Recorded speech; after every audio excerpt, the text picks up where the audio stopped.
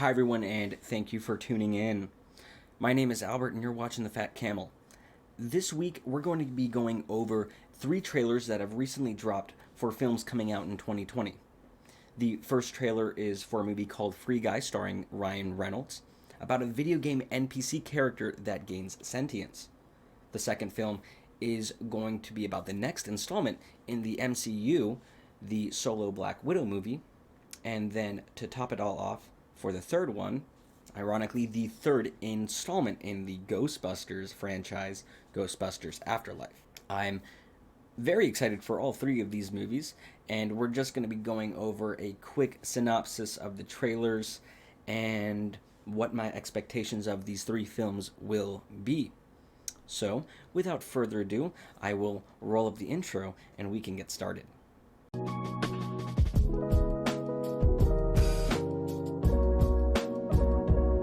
Alright, to start it off, we're going to talk about the trailer for Free Guy. Starring Ryan Reynolds, it is about an bank teller named Guy that discovers he's an NPC in a brutal open world video game. Now, of course, starting off, you've got Ryan Reynolds, and he is definitely awesome. You know, he is very charming, super handsome, and always brings a certain amount of comedic wit to every single one of the films he is in. Is he a carbon copy of Van Wilder in each of his films? Yes. Do I personally have a problem with that? Absolutely not. Van Wilder is awesome, and he manages to make one character stick for just about every single movie he is in. There's also a number of other talents that you can see from the trailer. You've got Jodie Comer, which I am drawing a blank on. I recognize her face. I just can't peg where I have seen her before.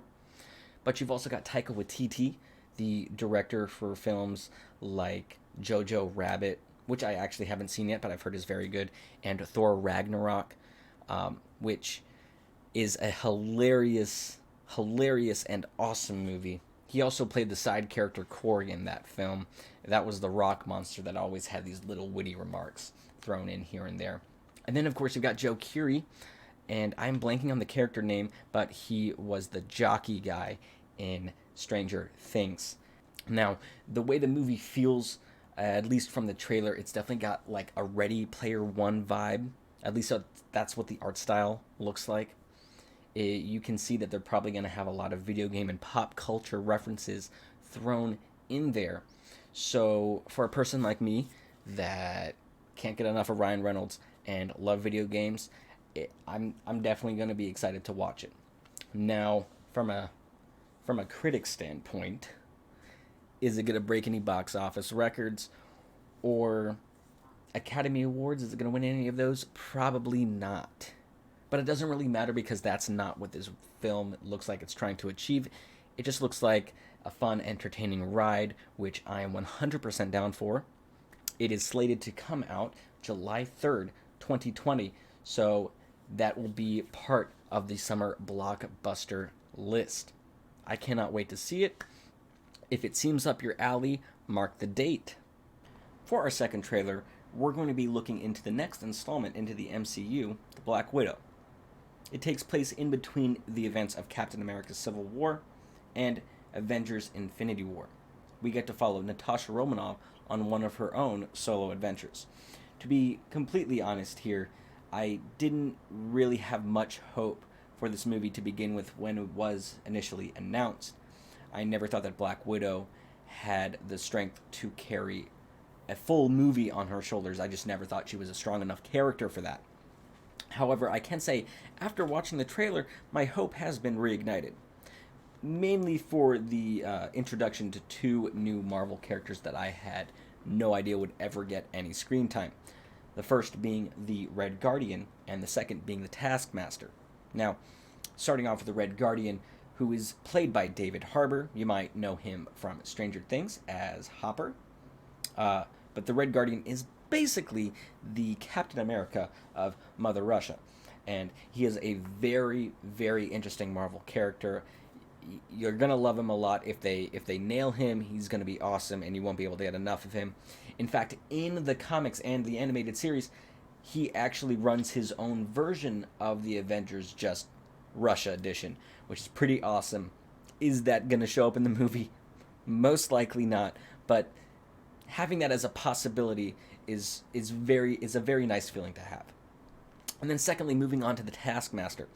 Now, the Taskmaster is one of my favorite Marvel villains, mainly because on the surface he is just looks like a regular mercenary, but in reality he has the ability to copy any fighting style that he comes in contact with. So he can turn out to be a very, very dangerous foe, and I am excited to actually see him on the big screen. My only criticism here is the costume design they decided to go with, or at least in the trailer. Um, in the comics, he has this dope skull mask. He's got a hood and a cape, and in the trailer, it looks like Hawkeye wanted to play some paintball. Now, of course, the MCU is notorious for reimagining um, different characters' costumes, and they do a good job most of the time. And I know capes are a little overrated and cliche nowadays in superhero films, but who knows? We might see him don a different type of costume halfway throughout the movie. Regardless, in total, the trailer makes the film look pretty damn good.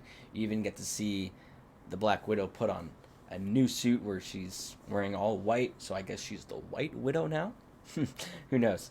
We also get to see some reprised roles. Robert Downey Jr. is going to be returning back as Tony Stark. Is he going to be a main part of the movie? I'm not expecting so. He might show up for a couple scenes, flashing in a cameo here and there. Who knows? He may be actually a staple part of the film. But again, regardless, it definitely looks like a promising addition to the MCU.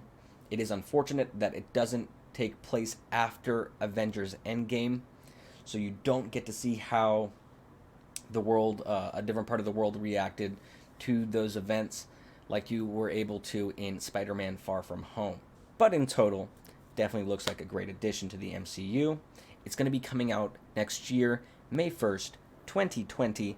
So, any Marvel fans, save the date for that movie. It definitely looks like it's going to be a good time. And for our third and final trailer, I'm going to be talking about Ghostbusters Afterlife. In this film, a single mother and her 2 children move to a small town where they discovered their connection to the original Ghostbusters and the legacy their grandfather left behind. Now, really quick, pause this video if you haven't already seen this trailer. Watch it and come right back. Alright, have you seen it already? Good. I gotta say, from the moment that this film was announced, I've been waiting for this trailer to drop, and damn it if I wasn't disappointed. It looks great. Before I go on rambling here, I'll talk about the talent in the movie. Just from the trailer, there were 2 faces that I immediately recognized. Paul Rudd, fantastic comedian, fantastic actor, and Finn Wolfhard, who a lot of people know from his role in Stranger Things and in the It movies as well. And of course, I think the best part about this film, the returning staff from the original Ghostbusters movies. I'm talking everyone. Sigourney Weaver, Dan Aykroyd, Bill Murray. They're all coming back. In fact, the only 2 that aren't is Harold Ramis. He played Egon in the 2 original Ghostbusters, the science-y guy.